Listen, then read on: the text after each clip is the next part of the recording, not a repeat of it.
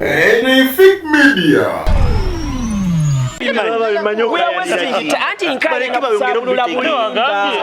Bannayuganda ebyo babimanyi byenkyalenjinga nti wadde byazze naye this is the implication. Nze ndi mukolaga implication yabyo for the benefit of the Ugandans. Unayonona bononya budde ebyokwogera bimulemye ebyokwogera bimulemye ngenda kuwa obudde obiwakanye lwaki modulator tobisoma tuleme kwonona budde bw'abawuliriza. 120.1 billion. Omumwe mwayitidde n'obukadde obuwumbi 37 obwa mukoddomi wa Mwai Museveni obw'okutumbula ekirime ky'emmwanyi.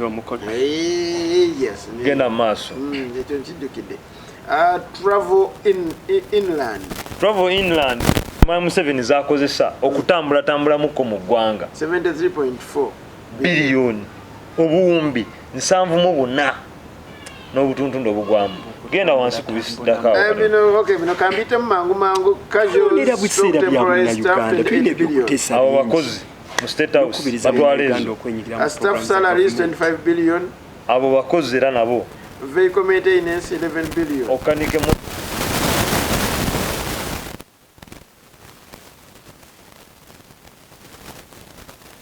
sawa ku bizimba awo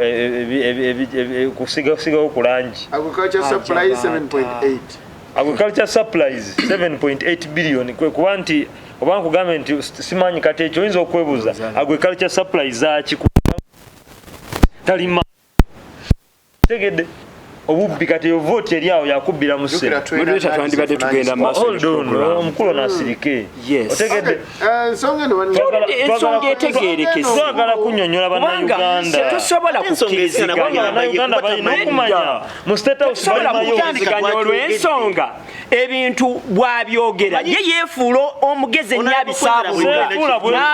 n'asinga n'ababitaddemu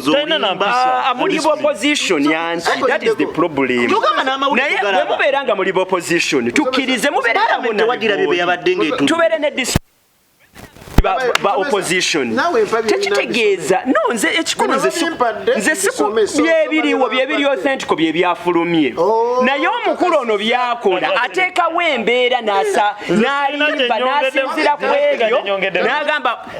akoze statement emu bwenti moderator katono nnyo akoze statement n'agamba nti president bamutaddeko sente za figure moderator kweziri awo mbu okutambula mu ng'alinga atambula presidential visit season ngalinga ayono n'ebiseera president ng'atambula mu Uganda okulaba nti Uganda ali safe naye akuyise kutambula mu kulya masama bannange tetuvuula head of state ngenda kuwa mukisa ku nsonga eno of course muna Uganda kutambulamu special meals and drinks special meals and drinks kitegeeza ebyokulya ebyenjawulo mukko nga si bino bya bulijjo byala kwajjukira omukulu yatugamba alya greens n'akawunga n'emwogo omwoki naye kakati waliwo special meals ezo za buwumbi 6 n'obutuntundu buta naye simanyi oba vali y'akawumbi okitegeera. Welfare and entertainment that is 3.3 billion kitegeeza kusanyukamu kumuleetera abayimbi nga bashiba ne bamuziniramu mu State House ye welfare and entertainment obuwumbi 3 n'obukadde 3 envuunu eno najjowulira ya honourable yiyo n'omutwe kitegeeza ate yavunudde bikyamu entertainment kiki okuleeta abashiba simanyi agenda mwedeni ase kiwalinga agenda wageri president talina abayimbi bamulwatira mu State House nabakola ki talina budde obwo kakati bwaba talina budde obwo kiki ekiziresa mu budget bino byensoma he will come and talk about it era bimuvunanyizibwako nga ebyo si byakwizera era explanations zaawa tugenda zetegereza tumucharging okuvoola head of state tebayita light vehicle accusation olaba nti wali waggulu twabadde n'okuddaabiriza emmotoka z'omukulembeze naye na wano wansi bakulaga nti light vehicle accusation kitegeeza bagenda kugulayo obumotoka obutonotono probably obuli awo ndozi obw'okuwaako ku bakozi b'omu State House awo travel abroad ze sente zigenda okuyamba Mwai Museveni okutambulako ebweru wa ggwanga biliyoni 2 n'obukadde 2 amaloboozi gagenda mu then abroad tugimaze. Then aircraft improvement, that is 2 billion. Okutereezaamu mu nnyonyi y'omukulembeze. Staff medical expenses 654 million. Kakati ezo kitegeeza abakozi staff abakola mu State House bagenda kujjanjabwa n'ezo ssente. Kirungi okujjanjaba kino nkyagadde. Bannayuganda bonna furniture and other fittings 600 million. Kakati obukadde 600 bwakugulayo ko ku ntebe empya. Naye weewuunye ezagulibwa omwaka guli oba guno gwe tuli mu kumalako zo zaalazeewa. Kubanga furniture gwe bateeka mu office ya president oba mu State House si kye kintu kyogamba nti kikaddiwa mwaka gutya kati olukaaga lwakubbibwa. Books, periodicals, newspapers 500 million. Mu mwaka guno Mwami Museveni ne State House agenda kusoma amawulire n'obutabo nga bu magazine bwa bukadde 5.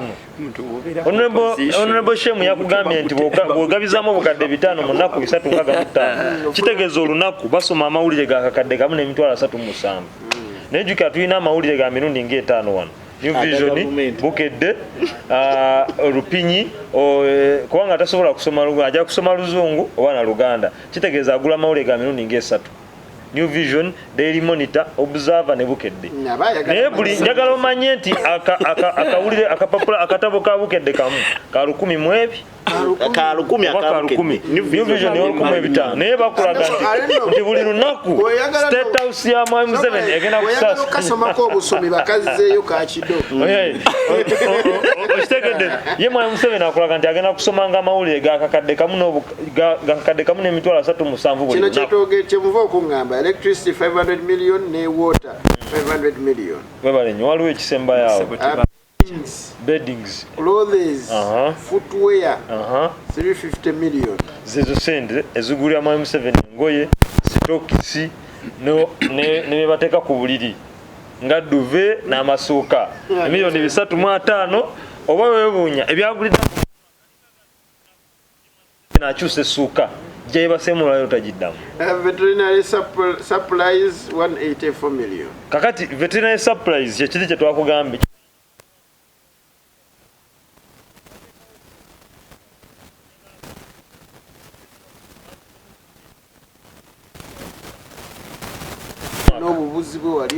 naye obubuzi bwe kati naddiza ekola ddi era faamu eyerwakitula ekola etya mu State House yaffe. So maliza ne toto ya 454 billion. Awo wengenda okudira musomesa. Ensonga eyo ejjayo kiri. Mwami Museveni alina we yayagalira ente. Ng'ayagala nga bulugamba nti bulamaje. Bazisaba mu kitongole ne bamugamba wandiika. Naganze sina budde buwandiike era kati faamu yagibba ye ajjuddemu nte eyali faamu y'eggwanga. Kakati ndi naawe ekituufu kiri nti ffe nga abali mu gavumenti lwakuba bannaffe tebaagala ebyo biwulira waliwo ebintu bye ayagala biwulira. No, of course budget buli lwefuluma tukola budget even at family level. Buli lwokola budget tulina ebintu tugrouping ebintu mu ngeri bbiri yandibadde onaawuliriza osanga anti kati olunaamala nga yefula atabiwulidde yefula bize ku ssimu naye waliwo ebintu ebiri important ne wabeerawo n'ebintu ebiri agent. Ebintu ebyo tubigroupinga at family level tusobola budget kati head of a family taata natandika otikinga checklist namanya kino kiri kitya. Can we go with this or we cannot go with this? Kakati ku bugezi president waffe bwaliko kyenna soose okutegeeza munnayuganda budget ekolebwa President Museveni talina budde bukola budget. Yes, nothing. He doesn't have time. Budget yeggwanga executive kulembera Mwami Museveni. Kanjogere. Ema kwogera ng'obuzabuza. No, ane ati kati mpo obudde bwange njogere. Mpo obudde bwange njogere. Kati mu mbeera yonna President waffe tumuwe respect. Ate era tumanye President biki byataddeko nnyo focus. Okay. President alina ebintu byataddeko focus budget zijja kujja yes ne president bwe kinaabanga ku mmeeza ye ebyo byonna bituuse era asoma amawulire era abiraba era abimanyi ne president alumirirwa Munnayuganda nnyo okulaba nga Munnayuganda ava mu mbeera eyo katono nnyo nga maliriza. President waffe alumirirwa nnyo Munnayuganda okubeera nga ava mu kasente kano ak'okufuna sente ez'okulya. Abantu bakole investment, bakole savings, bagaggawale. Tolowooza nti President Museveni asobola otunuulira ebintu ebyo byonna and he takes it for granted. No, he cannot. Nze president gwemanyi.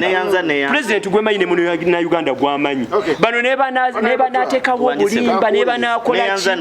Era mukulu atugamba president alumirwa Munnayuganda. Nnyo. President y'omu yatugamba agenda sosowaza aba science. Naye president y'omu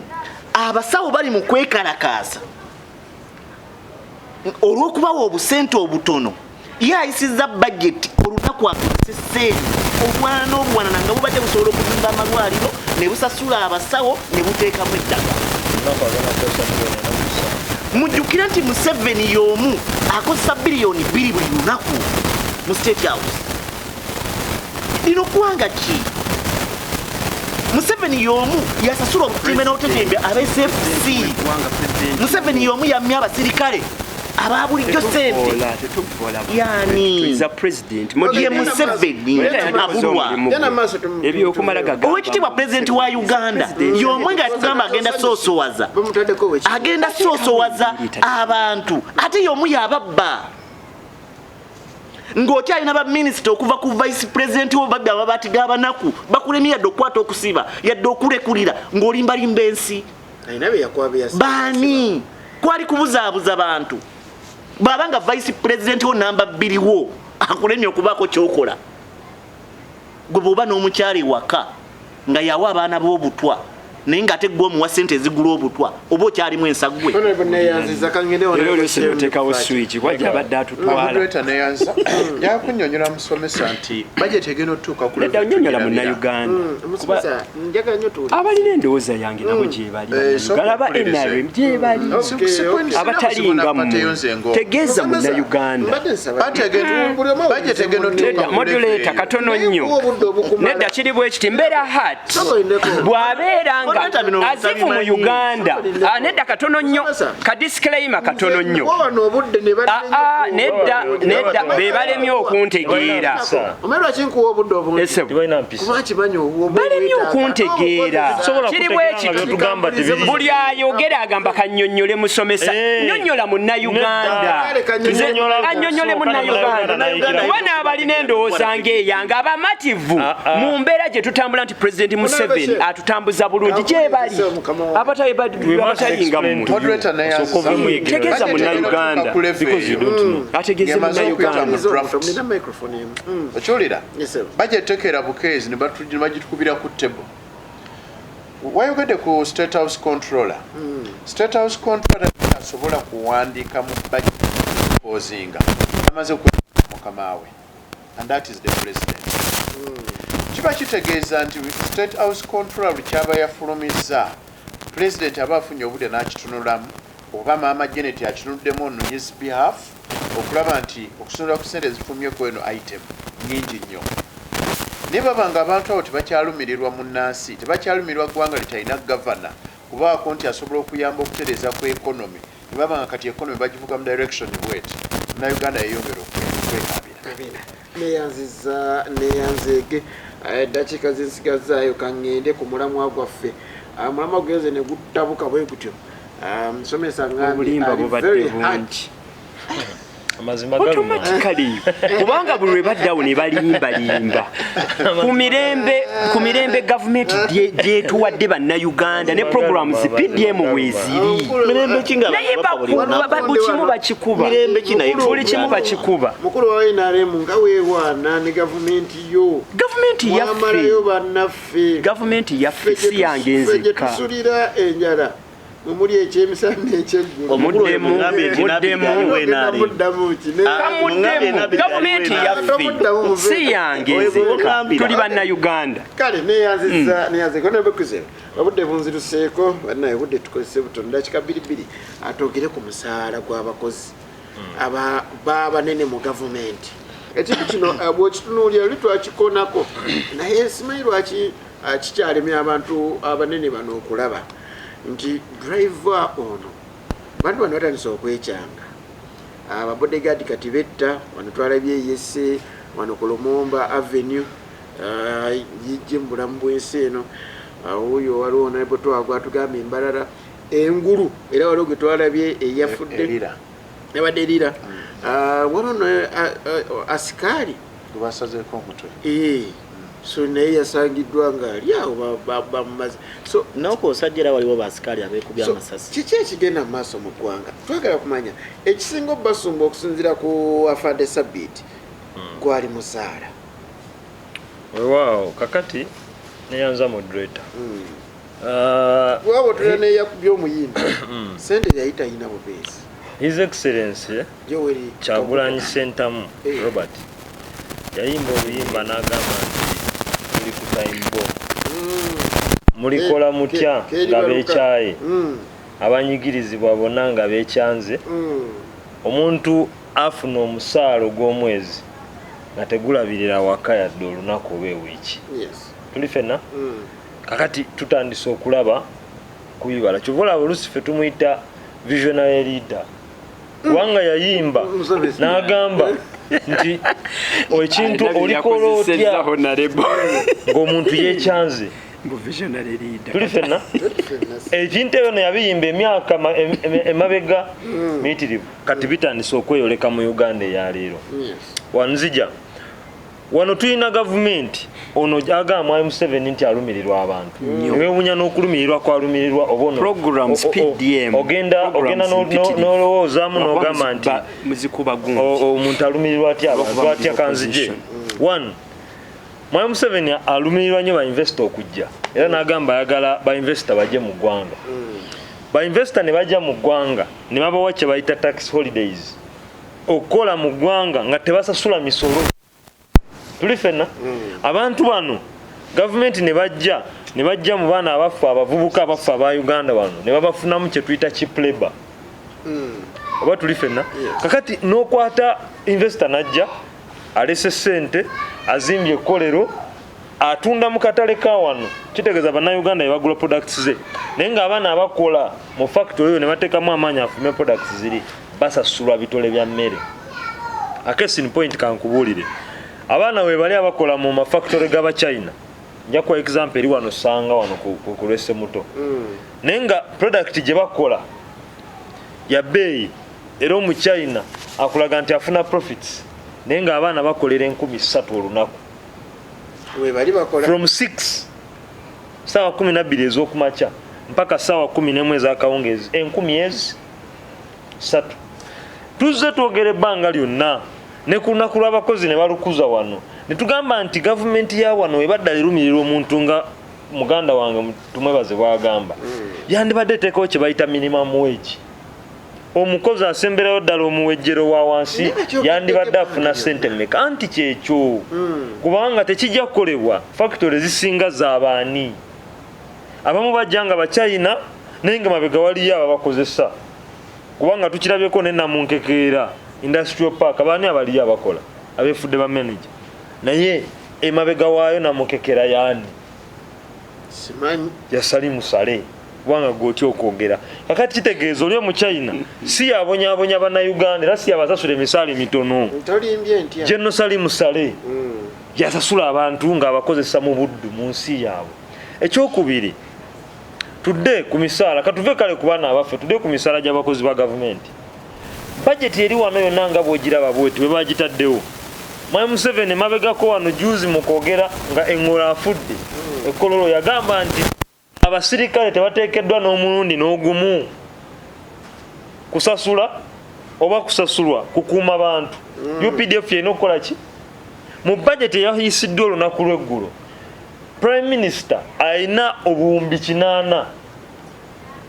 obw'okusasula abakozi be ba guards personal guards bana amukolerako n'abasirikale nga bawa allowances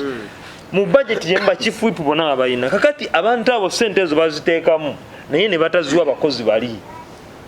naye ng'omukozi yadde abamusirikale naye asoma mawulire n'amanya nti mu bajeti y'omwaka guno mulimu ssente Prime Minister zalina okunsasula naye alaba prime minister tazimukoze eki tazimusasudde kyova olaba asalawo n'agamba prime minister ono kamukuba amasasi nange nette kubanga sirina kyenfuna sikolera mu gavumenti wuliriza minisita nno ng'oba minisita talina n'ezo ssente naye abantu it is okay naye njagala kulaga nti baminisita ne ministry zennyininyini ziba ne ssente z'okusasula abaana abo ekisembayo kye kino kyenjagala okutegeeza bino ebintu tugenda kubiraba bikyabeerawo nnyo era abantu yes kubanga omuvubuka bwe yavuddeeyo kisambira dereeva n'alaga obutali bumativu bwe naga bannange nvuga omulamuzi bamwongeza ssente ye kubanga budget akimanya akola mu judiciary banyongeza budget naye nfuna emitwalo 20 ekyabaddewo nga reaction kyabadde kumukwata ku musi okay so nga mu government etegerekeka buliwa bubale bubale kubanga bwe yavudde ne mukomera najja ku mawulire twagala akulira ekitongole ekiramuzi aveeyo ne facts azikube ku meeza okujjako omwogezi ajja obuzina ayogera nagamba tubawa tukola ki let them bring out facts nga bozira bwenzikwaddayo za Museveni nti abakozi baffe tubawa kino na kino na kino olakulwaleero naye njagala kubolabula abantu bano ng'ogenda kuwumula kampumulemu kansooke mpumulemu nkomewo ewa musomesa okulabulako kulabika tukusima tuse abali ku Facebook kubanga badanga Fik Media. Abirako ku Fik Media tubebaza mwebale kubeera nga kwemuli nnyo ddala. Hasani Musa ne Musa Muto mwana tu be bali mu kintu kino. Musa yali ku Facebook. Abali ku Facebook batemuli amaloboozi namukwata Musa Muto. Honourable. Obadde yagala kulabula kubanga kituufu. Mali twetaaga abantu ne bategeera nti tewayinza kubeerawo mirembe wantu wonna whatsoever nga tewali bwenkanya. There can never be peace when there is no justice. Nayanziza musomesa yes sebo nzize gyoli dakika nyaga okose bili kitundu berenga nfuti era kyo bwekiri onoozikozesa sebo of course tebalimbye nnyo talimbye nnyo lwakuba katono alina kalimbye nkutannyo mu kyeddakiika alina kalimbye mukongenda kategeeza kubera mwali mwatusuubiza mugenda mala ebisanja 2 nemwongerako kakati Abannayuganda bamativu kubanga emyaka ne bagijja gavumenti nnungi ng'eno okusinziira ku mbeera kakati katono nnyo mu budde bwange honourable tubadde mbadde muwuliriza bulungi abadde ajeeyo nnyo ekya prime minister n'agamba ssente simanyawo kusasula Minister tayina right whatsoever esasula abakozi be babakuumi be ekyo takikusi yakikola abakikola gye bali ndoozi ekyo bannayuganda kakati bwe tugenda ku minimum wage eyo kyekibadde it's the outcry of the president of Uganda His Excellency Yoweri Kaguta Museveni ekyo akyogeddeko on several occasions like where n'agamba parliament temundetinga bannayuganda down mutuule muteese ku kintu ekyo kikuke bwe kiri that is the fact kantegeeze bannayuganda pulezidenti avuddeyo luno ekitegeeza ekya minimum head of state is aware about it era on several occasions abadde agamba kati ku mbeera eno ebaddewo abakuumi bano abagira abatabana bwe abamu ne betta ne bakola ki n'agamba nedda ekyemisaala ekintu kimu yes ekyo kyo paliamenti ekiteese naye ate abantu tebateekawo mbeera kwejja mu bulamu oba nakujja bannaabwe mbulamu because of money teri sente zimala ne baba kuwa akawumbi era tekamala under some circumstances newe abakuwa obuwumbi 10 newe abakuwa sente mmeka, there's no money which is enough. Waliwo omuyive yakyogera tujja kuleeta facts about omuyive yakyogera, there's no money which is enough. Naye tukkirize tugaane head of state naye osobola obba nezosobola okukozesa n'obeezaawo obulamu bwo naye era at the end of that day batabeera amativu nga bo just baluvu naye waliwo omuntu afuna sente nga zimumala ajja twala omwana waasome ajja kulya akamere kayagadde ajja kutambulira mu mbeera gyawulira nti ya mirembe. Waliwo akantu kamu mu Lungereza akagamba more money, more responsibilities and more obligations. Naye tobeera bulungi. Modulator ndooza. Kyogamba sabbiiti yagenda okwejjambula mu bwensi. Kakati no, ensonga ey'abakuumi okwejjambula mu bwensi. Tewali evidence eraga nti kibeera because of kubeera ng'omuntu ali desperate talina ssente. Abamu babikola for some reasons. Babeera n'ensonga kyovala okunoonyereza tuba twagala okunoonyereza kubeere conclusive. Tumanye omuntu lwaki atuuse ku point eyetta. Is it because of it's not even money. Ba omuntu akikola abaira ne issues ze enemities aba yakuliyetinze and what. No. Bwekiba nti twogera ku bakuumi b'eddembe nti beebetta naye tune ekifaananyi ekigazi twetwole Uganda yonna tuyinza okuba kati saawa eno case in point twogera ku bakuumi naye nga waliwo n'abantu eyo ati byalo level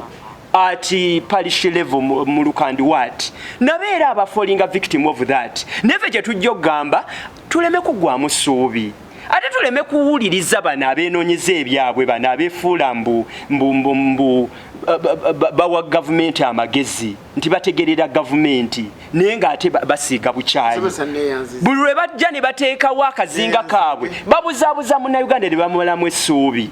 n'amaliriza nga yeekoze kyatandyekoze naye mu mbeera yonna tuwagire programs za gavumenti PDM weeri eyo nja gyesibako nnyo twenyigire emiruka gyaffe bagitaddemu sente meka mu budget eno tewazzeemu sente mweziri eziri reasonable omuluka bagwadde sente meka bagwadde miliyoni no Ngenda kujja ne conclusive evidence no nze soogera byansi mattu nga bannaffe nze soogera byansi mattu kuba mmwe ebyamwe bya bulimba ngenda kujja ne facts and figures about naye nga programu weziri tusiimeko ekiriwo entandikwa nga mmaliriza ono alina engeri gyagize nayonona obudde bwange abantu balina ogibeeramu bejjeko ebyokwetta bali bave mu byobufuzi bino ebitayamba sente mmeka buli parish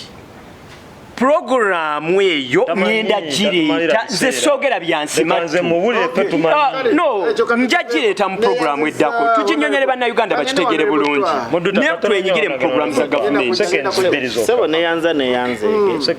kansooka okutegeeza bannayuganda ensonga zino bbiri era nkusaba olekezi balya ku ddakiika zaffe olwaleero madamu wa Ngadia akulira akakiiko k'eddembe ly'obuntu y'omu ku babadde bakomplaininga ku ssente oba ku salary entono zaafuna n'abakozi abakolera mu kitongole mwakolera n'entebe embi zaatuse n'okgereza ku mukadde ow'emyaka 93 z'alina mu makaage mbu ye z'alina mu ofiisi ye mbu nkadde nnyo n'emmotoka akyavuga ya muganda waffe mukadde waffe Sozi Kaggwa gye yali avuga yafiiramu wali emulago eyo bw'ovaayo bannayuganda mwetegeke omukulu amaze okuyita aba NRM okugenda ekyankwanzi nga bateekateeka okuva nga 25 mpaka nga 5 omwezi ogujja linda nkulage wenkulaga wendagaawo agenda kukyusa ssemateeka ababaka ba parliament batandika okulonda president akinamu obuzibu bannayuganda bajja tubula abaka katugende ku nsonga betusindikayo tuba tetubeesi katugende ku nsonga endala omayi bagamba ensonga y'okubeera nga kati namwe tugende muganda wange dakika zange ojja zitema nkivuddeko kati tugende ku dakika kireke bannayuganda bakitegedde baadde balina okumanya erina abantu bangi kirese bannayuganda bamanye bagenda obajjako obuyinza bwabwe abata bajjeko okulondera mu parliament uliriza honourable twa parliament erina ababaka 529 opposition tewezako yadde ababaka 15 sekankulage Museveni alina baminisita basukka mu 8 naye mwenyini tabamanyi honourable twa oli musajja muganda enswa bwekyusa amaaso ng'okyusa envubu kati nammwe mwongereyo babaka anti okubongera ogenda bongerayo nga musajja asala ekyalo kimu n'akifula constituency mugendeeyo mutandika obadde ki muganda wange otekeyo structures lwakitula ngesaawa zino kyamaani nyanzi asobola okuvaano n'agenda ekamwenga okugula ofiisi ya NUP ne bamukuba namaganabeera mu Uganda muno ogambe nti ove wano ogende ekazo okoleyo structures z'NUP nga nyanzi yavaano n'agenda efootpoto wano ne bamukuba amagulu ne bagamenya gundi tebafuna permission constituency ya Maida Lubega Segona yetagamu constituency nga n'abantu constituency ya Seginja yetagamu constituency nya abantu abalonda mu Museveni ekazo eyali yamunyagwa yetagamu constituency nya naye agifula mutegeke ekyo ne tukiteesaako tukiteesaako ku nsonga muganda wange oba kinene ogenda mwongera seconds za leka ngende ku nsonga yange sewalina mukatono ono alesa ekintu kyekazo Secretary General waffe David Lewis Rubongoya yalondera akalulu ekazo kalaga electoral commission ngirangiragamba nti mwami Museveni 10 yawangudde kyokanga ate Secretary General Rubongoya ayinayo ne baganda uliriza moderator abo n'aba president ayinayo ne baganda be musanvu bali contented era yeyemu wamabo bali contented bawa president mwami Rubongoya jayaga oteka mu koti mutabani wa mukulu ayinza okuba wama mubuli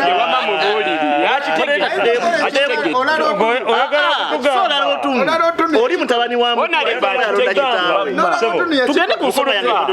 oyagala kutugamba ensonga ya minimum wage mabega abantu ekazo tewali yafa onange bali balonda twakikobulidde okitegedde ensonga ya minimum wage senga tubadde mu nsi essekitiibwa mu ddembe ly'obuntu oluvannyuma lw'omukuumi okutta minisita w'abakozi ng'ejjoggulo limu kwabadde kuza lunaku lw'abakozi olwaleero waali baddewo okutuula mu kabinenti okutuula mu lukiiko lwa palamenti okutuula mu bibiina by'abakozi okuseetinga enkola n'okuseetinga ssente ezitandikibwako abakozi okuva mu mukozi gw'olina ew'ewaka bw'ova ku nsonga eyo pulezidenti w'eggwanga lino senga abadde akyawa ekitiibwa eddembe ly'obuntu ne bannayuganda yalibadde yakitutte edda nga nsonga nkulu okwongeza omusaala gw'abakozi naddala abo baalinako obuyinza twakiraba mwaka oguwedde ng'okulonda kw'e Kenya kubindabinda pulezidenti eyawummula Uhuru Kenyatta ku lunaku lw'abakozi yayongeza omusaala gw'abakozi abaffe wano ekigaana abakozi okuteekebwako ekkomo okuteekawo omuwendo gw'essalira si nsonga nnyingi pulezidenti Museveni yayimya n'agamba kijja kuddusa abasigansimbi wano mu Uganda abasigansimbi be tuyina baba tebalina ssente ziva mu ggwanika lya ggwanga nga tuzibeewoledde ntuzibawa ate tetuziwa abasigansimbi tuziwa baganda ba mwami Museveni ne batabani be ne Museveni yennyini era mwami Museveni akikola bugenderevu kudibaga ggwanga lyaffe na kutwavuwaza na kutatta nansi yaffe era kino ntegeeza bannayuganda be munaasituka ne musalawo okuseetinga enkola eggwanga lyaffe lijja ttereera tunulamu ofiisi zonna eziwa omusaala omunene zirimu baana ba mwami Museveni na bannyina genda ku minisita bovaayo genda kwakulira ekitongole ky'ebyennyonyi afuna obukadde 87 yasoma kyoyo genda kwakulira ekitongole ekisoloza omusolo afuna sente mmeka genda kuyunula afuna sente mmeka naye abantu abo bonna ababirimu ebitongole baki national water genda ku bitongole byonna mu gavumenti ebiina kwegamba public service yekola mulimu ki eso egereka bano ne baba nga bafuna omusala muyitirivu bano nga bafuna busuluuju kikwewuunyisa abantu bebamu tuli mu nseemu naye abantu bafuna omuwendo gwanjawulo nze nno ndowooza nti senga bakwasa FDC obuvunaanyizibwa obuddukanya eggwanga lino tugenda kusetinga enkola abantu beyagalire mu nsi yaffe kyenkanyi twayogera nkola abasajja ba Museveni si bangu walabe kye bakoze yisima bane katono nnyo kamuddemu muganda wange katono nnyo ani abeera ne mundu kandibadde katono nnyo banna kati kanfundikire ne kano muganda ngumye honourable katono nnyo honourable Ssemuju naawe nemali jaga mukyala Namubiru nti abase isima si basajja badde njagala muwesubadde njagala ani avunanyizibwa ku mundu mu Uganda baali badde balekulidde bonna abavunanyizibwa ku mundu ekibuuzo kiri kise ekibuuzo tuliko minimum wage kubanga kino kyetuliko kitabuse amoderator neyanziza kyetwandiisa minimum wage factors ziri zetwandowooza zezandibadde zisinziirwako ekonomi webanga etambula nga weetambula ate ng'ennyingi omuntu apulaninga okulaga nti ennyingi zirina kudda ku sayidi ye kitegeeza ekonomi gyasigala nga temuli kasente kandi badde kayamba munnansi oyo ekyokubiri tulina policy ya privatization gyensuubira nti wonzikiriza okubaako bye neekolera n'ebyandibadde ebyenkizo n'olaga nti obiddukamu kitegeeza agenda ya privatization enzikiriza nze omukozesa okuba nti nja kuditamininga ki kyempooyo okusinziira ku nnyingiza yange oba okusinziira ku agenda eyekyo kye natandika okuba nti atasobola ssente ezo nviira tulina sector zetwandirowoozezza nti gavumenti yandibadde ezivunaanyizibwa ku ng'education sector ekyokugeza nze ng'omusomesa singa gavumenti ekedde ku makya neraga nti eseetinze ssente ez'abasomesa buli omu yandibadde aga nti alina diploma afuna ki alina diguli afuna ki naye kyennaku okera ku makya nolaga nti owa science funa kino n'otokomaawo okedde ku makya oseetinze mawulire nti omusansa tumuwa miliyoni 4,25 ogenda okumala okutematema omusolo n'ebiyungula byako ebigenda olwokwo ng'omuwadde miliyoni 2,588 ku akawunti nekiba nkitegeeza nti sente oyagala oziseetinga naye tosobola ziseetinga kuba eggwanga temukyali ssente n'obutono tulowooza nti bwe tulimu nga tumaze okubwewola ate yatulaga nti abwewola Mr. Museveni ayagala ate asigale nga ekiwungula kyonna yakirina munnansi n'asigala nti wali kyojja mumulekerawo kumutemera njagala okwebaza ku sayidi emu nti lwakuba nti tulina kye tuyiga naye presidency omugenzi Sabiti gye yaseetinga singa tubadde mu ggwanga erirowooza nti presidency emu esobola okubeera impact okubaako kyekola eri eggwanga abantu abandi badde batule balowooza nti omukozi owa gavumenti kadoogo oba ono mufuna mpola singa baalo planning dda mu budget eno egenda ofuluma nti twongedde tutya kasente k'abakozi ddala bantu tulowooza nti bakyali bubi naye waliwo kye nawuliddeko minisita Rafael Magezi ng'agamba nti nabo bali mu kutya nga baminisita era baagala gavumenti basobole okwongera ku musaala gw'abo ababakuuma kuba ekisooka bo tebaweebwa mukisa kulonda balina bakuuma abaweebwa buweebwa so ekyaki yasabye mwabaddemu okubeera nti abakuuma ddembe bano ababakuuma babawengayo buli mwezi olunaku lumu batule boogere ebizibu byabwe ensonga nkulu eyo era singa tulina eggwanga tulowooza nti liwuliriza yandibadde likirowooza naye tulina obutale bwe tugulamu ffenna bufaanagana wemansula mu nansana njagenda mu daire market yange ey'omumasitoowa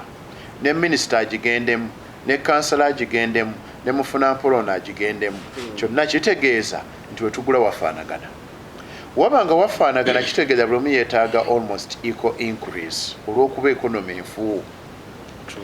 factors eza demand and supply we zitabuka kitegeeza nti kyosupplying ogenda kireeta naye demand yakyo eri wansi bwe tetulina sente zigenda kigula kiba kigenda kwono ekiraba waliwo ebintu byetwandirowoozezza nti obudde buno byandibadde byakendezebwako ddala omusolo naye ekyennaku ati bakyabinyonyoota singa issu ng'ey'amasannyalaze kirowooza nti yamba mu production singa akasente baakakendeza ddala factories zigasasula twandibadde tulowooza nti abantu abo bandibadde bafuna akasente okuva gye bakolya kuba factory nebaddewo kugamba si kyalina nnyo expenditure gye nteeka ku masannyalaze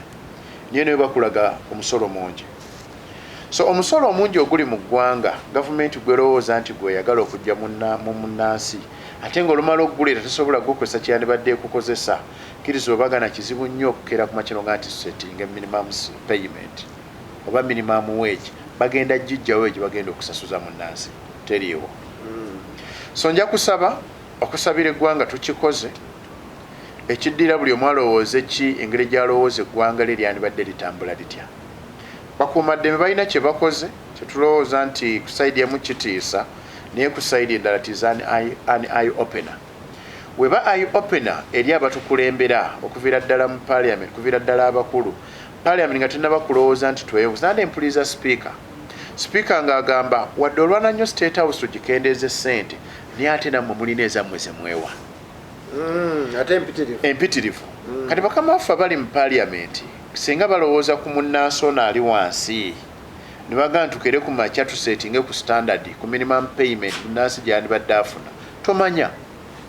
either twandigambye nti alina okuteekako signature takikoze nene ku sayidi endala parliament teyambye ebintu ebimu kutambula ng'ebyanditambudde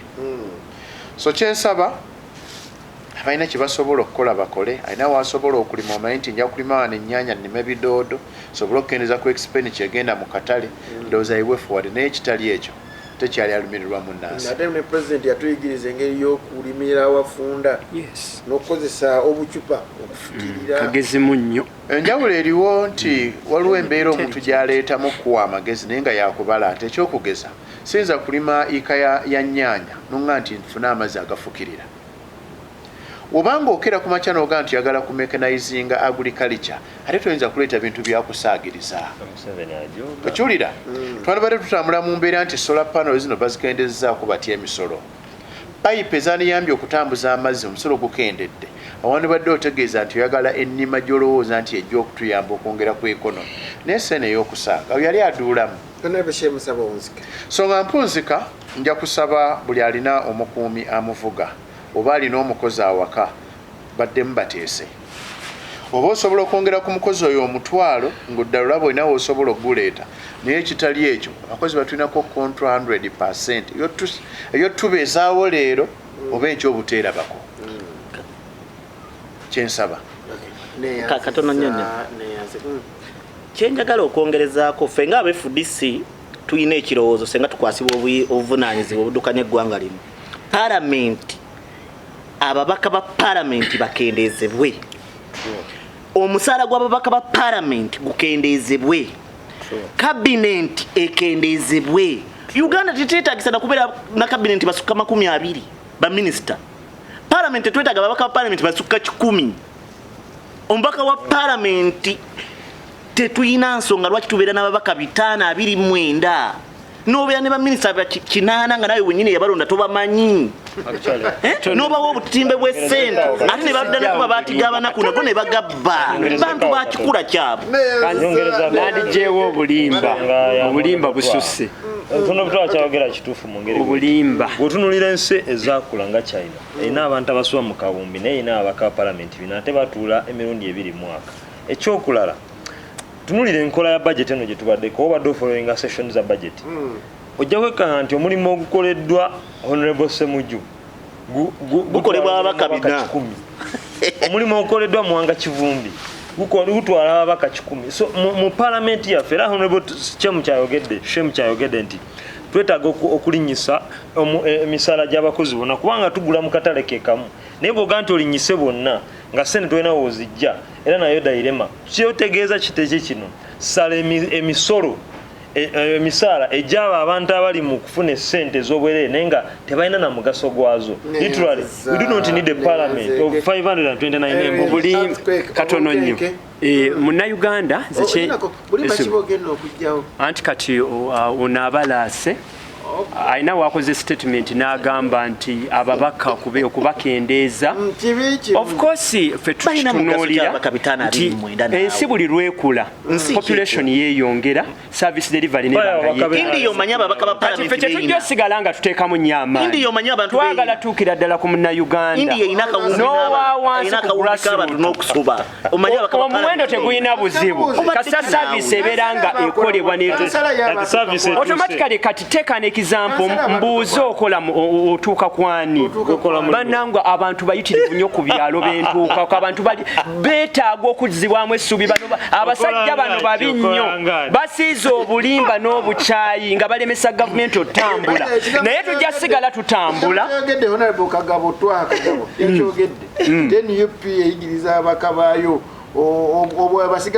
erina engeri gyeteekawo ne pulezidenti yakyogera n'agamba bannange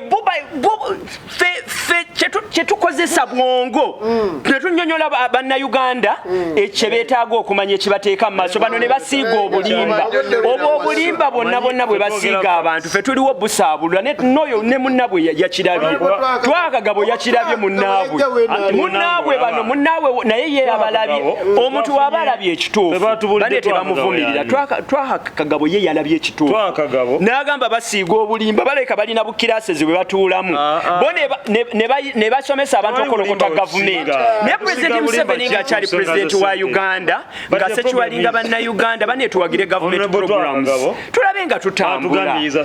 ebirungi tubyogere ebyetaaga okutereeza tubyogereko gavumenti esobole okuweereza munnayuganda yeyagadde mu ggwanga